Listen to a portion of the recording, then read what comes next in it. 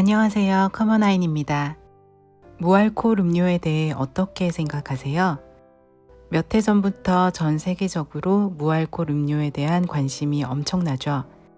무알코올 와인을 꽤 많이 시음해 봤는데 생각 외로 만족스러운 맛의 제품들이 있어서 선물용으로 자주 구입합니다.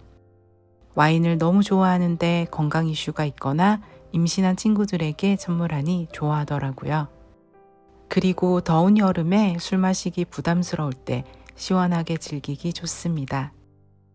전 세계 무알코올 음료 시장은 2024년까지 연 평균 성장률 23%를 기록할 것으로 전망됩니다. 이를 주도하는 세대는 MZ세대로 특히 Z세대의 개인당 알코올 섭취량이 밀레니얼 세대보다도 20%더 적다고 해요. 온라인 커뮤니티에서 업무 시간에 당당하게 무알코올 맥주를 마시는 신입사원을 두고 치열한 논쟁이 이어져 화제가 되기도 했는데요. 무알코올 맥주는 1,000원 중후반대로 가격이 저렴하니 가볍게 선택하기에 무리가 없어 보입니다. 하지만 무알코올 와인의 경우 보통 2만 원에서 4만 원대로 일반 와인보다는 저렴하지만 대체할 수 있는 음료 제품보다는 많이 비싼 것이 사실인데요. 우리나라에서 무알코올 와인은 크게 성장할 수 있을까요? 스윗 와인을 만드는 여러 방법 중에서 노블롯의 영향을 받은 포도를 사용하는 것이 있습니다. 귀부, 즉 고귀한 부패는 어떤 의미일까요? 우선 보트리티스 시네레아에 대해 알아야 하는데요. 일종의 회색 곰팡이인 보트리티스는 성장기가 끝난 포도에 붙어 번성하기 쉬운데 한 해 농사를 망칠 수 있는 무서운 존재입니다. 곰팡이는 포도송이에 항상 존재하지만 곤충이나 자연적인 요인 또는 곰팡이의 공격에 의해 포도 껍질에 상처가 생기면서 부패가 시작됩니다. 축축하고 습하며 20도 전후의 따뜻한 환경에서 활발히 활동하는 보트리티스에 의해 최악의 경우 포도송이는 썩어 떨어지게 되죠.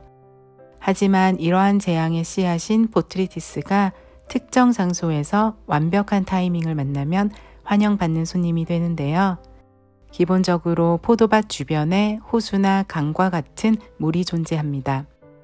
이는 밤과 새벽에 안개가 발생하여 습도가 높아져 곰팡이의 성장을 유도하기 때문이죠. 보트리티스 포자는 포도 껍질을 덮고 공격하고 미세한 균열을 이용하여 구멍을 냅니다.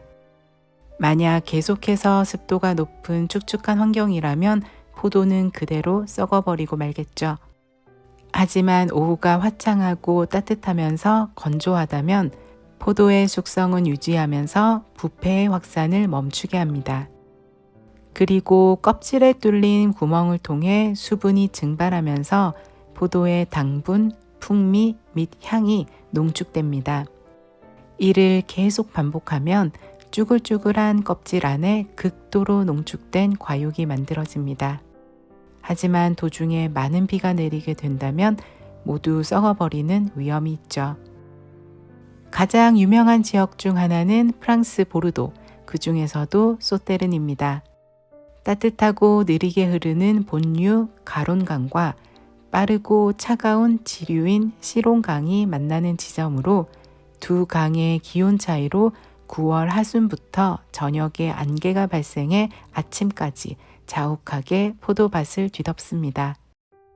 하지만 오후가 되면 쨍쨍한 가을 햇살이 모습을 드러내 안개를 걷어내죠. 그리고 노블롯의 공격을 받은 포도 내의 수분을 증발시킵니다. 곰팡이가 피고 쭈글쭈글한 포도를 보고 다들 한 해 농사를 망쳤다며 슬퍼했는데 우연히 맛본 포도는 황홀한 맛을 선보였죠. 천혜의 자연 조건과 타이밍만 잘 맞는다고 노블롯이 발생하는 것은 아닙니다. 적당한 포도 품종이 필요하죠. 귀부화가 쉽게 되는 포도는 껍질이 두껍지 않아야 하며 강가 토양에서 잘 자라는 품종이어야 합니다. 그리고 포도 알맹이가 촘촘하게 열리는 화이트 품종이 좋은데요.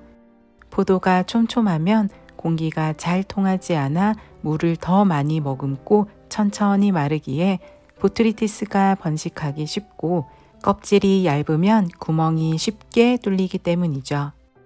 또한 적포도 품종으로는 귀부 와인을 거의 만들지 않는데요. 껍질의 페놀 성분이 보트리티스와 반응하여 좋지 않은 풍미가 생성될 수도 있고 와인의 색 또한 매력적이지 않기 때문입니다. 귀부 와인으로 주로 만들어지는 품종으로는 세미용, 슈냉블랑, 리슬링, 프루민트, 그리고 샤르도네, 소비뇽 블랑, 게브리츠 트라미너 등이 있습니다. 만들어지는 것만큼 수확하고 양조하는 것도 쉽지 않은 것이 노블롯 포도입니다. 노블롯 포도는 일일이 손으로 수확하는데 하나의 송이에서도 포도알 하나하나 보트리티스의 영향을 받는 정도가 제각각이기 때문이죠. 여러 차례에 걸쳐 세심하게 손으로 골라내며 수확해야 합니다. 그리고 쪼그라든 포도는 일반 포도에 비해 수확량이 10에서 20%에 불과하니 버려지는 것이 없도록 귀하게 수확해야 하죠. 수확한 포도는 천천히 조심스럽게 압착하여 발효를 시작합니다.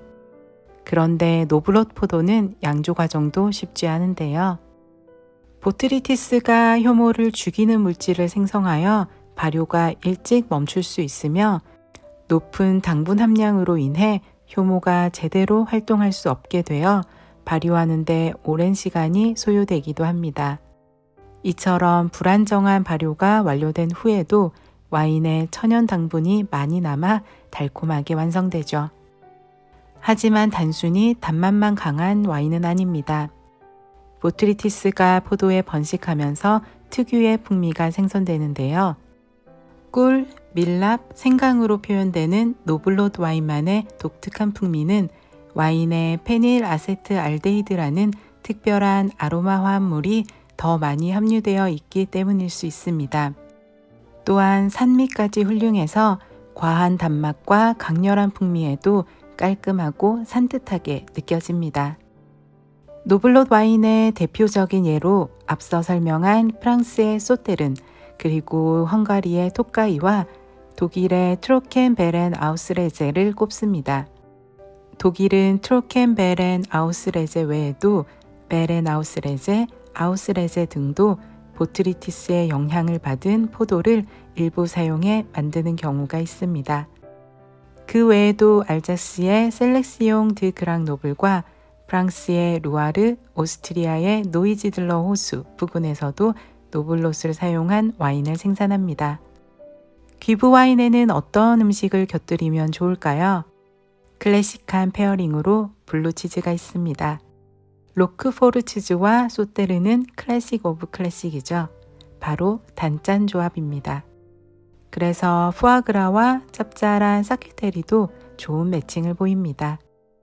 그리고 향신료를 많이 사용하는 아시아 및 인도 요리와도 잘 어울리고 사과 타르트와 달콤한 크레이프, 치즈케이크와 같은 크리미한 디저트도 추천합니다. 개인적으로 평소에 스윗 와인을 즐기지 않지만 노블롯에 대해 이야기하고 있으니 너무 땡기네요. 오늘도 즐거운 와인 생활 하세요. 감사합니다.